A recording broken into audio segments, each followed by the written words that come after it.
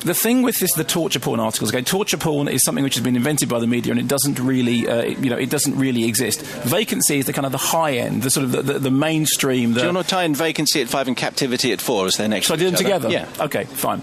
Captivity. In brief, Captivity is a really, really stupid, heartless, soulless movie that has been completely recut. They reshot a third of it in order to cash in on the alleged torture porn craze. Vacancy is at least a good, honest, no messing, nuts and bolts slasher movie in which two people check into a hotel that's clearly the Bates Motel. The guy behind the counter is twitchy and itchy and all the rest of it, and they get into the hotel and then surprised to discover that it's a set of a snuff movie. They're the only people who are surprised. But of the two of them, Vacancy, fairly well handled, falls apart at the end, but, it's good, empty tosh.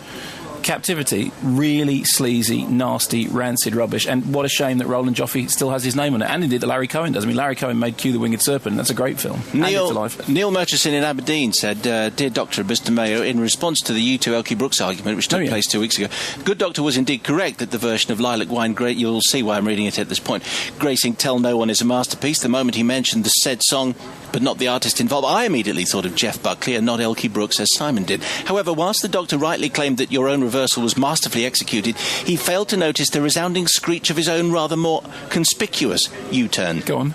Previously, as stated by Dr. Kermode on the Friday Film Reviews, quote, there is no such thing as torture porn. Such films are nothing except incredibly stupid and adolescent. Kermode from June the 15th on Vacancy. I'm not for this minute buying into this nonsense about torture porn. It is just nonsense. It's just editors looking for something to fill the pages. Exactly. Then, 1 week and 180 degrees later on Captivity.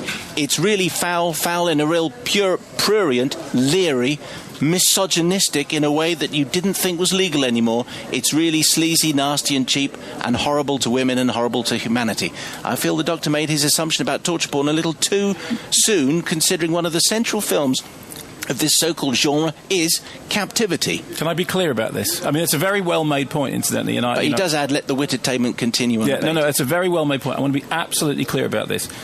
Torture porn is an idea that was made up by newspaper editors. And the thing about Captivity is that Captivity was recut in order to make it fill the bill of torture porn. So Captivity was made in 2005, right?